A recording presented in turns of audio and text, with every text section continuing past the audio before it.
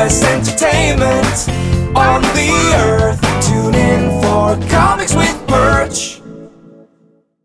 Hey everybody, this is Perch. We're getting closer to the announcement of Fantastic Four casting. They are looking aggressively at the cast, at the main four characters, and from what's been told, all options are on the table. Now, they haven't really explained what all options on the table mean, but many are interpreting that as a call that we may get a African American or a black actor cast as Reed Richards. Now, Johnny Storm, of course, is cast as Michael B. Jordan in I was going to say ill-fated, didn't work. I don't know. How do you want to describe that? That movie didn't work. I guess the best way to put it. That came out a few years ago and was quickly forgotten. But this is the first MCU version of the Fantastic Four. And you've got this interesting phenomenon where there's a number of fans who are saying, if they don't cast a black actor as Mr. Fantastic, then that signals that the crew is racist. So here's this entire idea of race swapping a character in that way. Now, for what it's worth, the way I view it in my head, you've got legacy characters that shift and change. Like Miles Morales comes in, he is his own character. There is a human being named Miles. They didn't call him Peter. And they gave some backstory why he has similar powers and how he's trying to take on the mantle. And they, in the Ultimate Universe, they killed Peter Parker, and Miles is trying to kind of step in and be his own hero. To me, that's vastly different than saying like, "Hey, the character Mr. Fantastic is black now." I think those are two different things. It's not like there was a Mr. Fantastic. There's not like there was a Reed Richards, and here comes somebody with his own identity, his own name, and says, well, now I am Mr. Fantastic because for whatever reason. I think what the route they picked with Miles, what I described as, trying to achieve the legacy, is I think there's nothing wrong with that. I think that can be fine storytelling and great.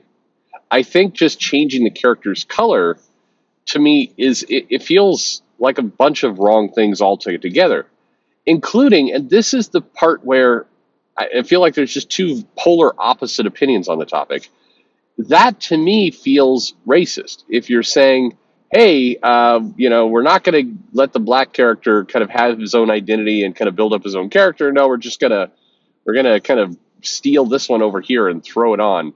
To me, that feels demeaning to black people. It feels, I don't know. It to me that if somebody was presenting it to me, I would say, well, that's some racism there. They're just not even trying to have these characters be unique. They're just borrowing somebody else's identity.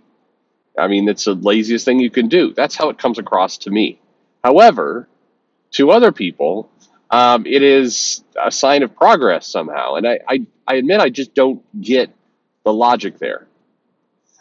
The other part of it that, I feel is odd is the majority of movie-going audiences, the normies, the MCU fans, they really haven't, they don't have much understanding of the Fantastic Four. They've probably seen these movies come out, hey, Jessica Alba's Sue Storm, right? That's what, and the guy who looks eerily like Chris Evans was the Human Torch for a while.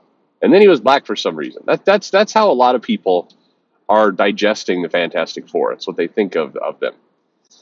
But by and large, this entire movie is a bit of a blank slate.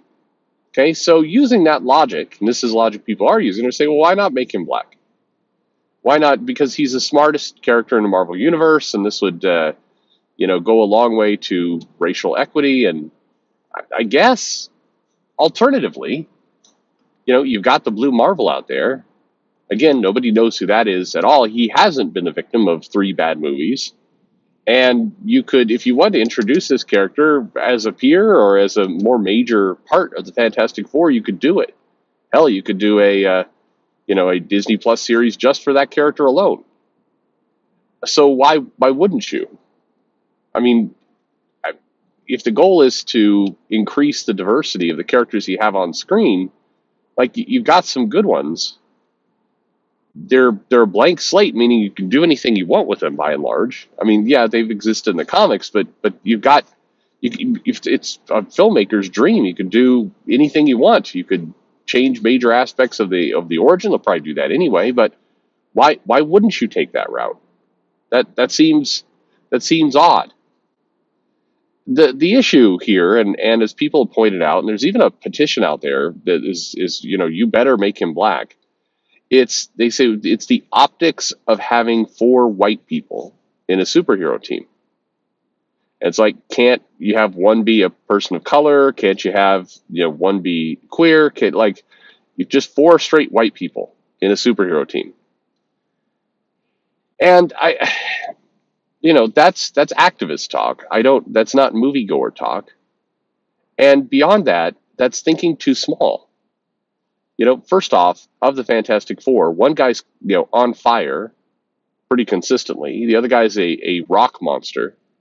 So now, if we're really down to it, we're down to two straight white people being displayed just kind of that way. I understand Johnny Storm will flame off and other things, but they're married. Again, couldn't you introduce other characters to this team?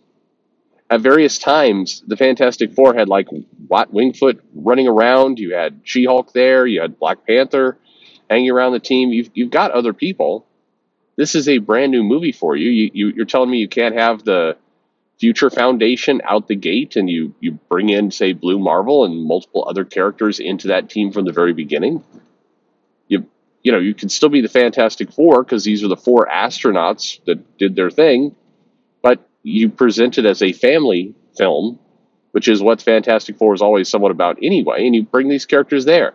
Like that, it seems, and then you're not having to, basically steal one character's identity and give it to somebody else to quiet down some activists. It just seems like a strange move. It's not going to be the end of the world for me if they do race swap Mr. Fantastic. I mean, they can do whatever they want. It's their movie universe, and anything else, to me, it seems puzzling. And as I said, it feels weirdly racist. In the other, to me, that's how it comes across. I mean, what would be the irony if several years from now people suddenly swap their the way they view the issue and be like, look at all these movies that couldn't even build up a black character on his own, had to the only way to have a black character on the screen is you had to steal somebody else's identity. That's how little people thought of black people. That's what I feel is going to happen in 2024, 2025. Somebody's going to get this going really strong on Twitter, and then suddenly it's like, yeah, why did you do that? Bunch of racists over there in Hollywood, and these guys, the people at Disney, will be like, what the hell?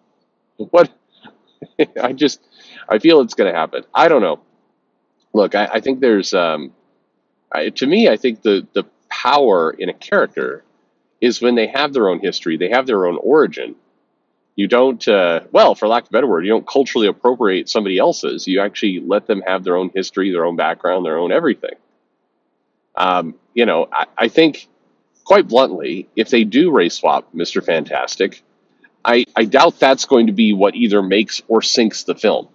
I mean, as we've seen from the other Fantastic Four films, if it's bad plot, stupid kind of, just if it's a bad movie, it's going to be a bad movie. The races the character involved won't matter, but it seems like it's a golden opportunity to bring some other characters into the mix and to present diversity in a authentic state rather than trying to cram some things in because a couple weirdos on Twitter decided that, I don't know. Look, I think I've done these videos before where I've said, look, you can't take these people seriously. And the people who scream and shout in this kind of activist way, you can't take them seriously. And I always get this response of like, they're ruining our history and our profession. You have to take it seriously. And okay, fine. But you need to understand that a lot of people doing this are not serious people. The person who's going to create a petition to race swap Mr. Fantastic is, they're doing this to see if somebody will change for them. They're doing it to see if they have power to make somebody else blink. That's the game. They don't actually care whether Mr. Fantastic is Latino or black or Asian or white or has the thing's skin disease and is like a rock monster. They don't inherently care.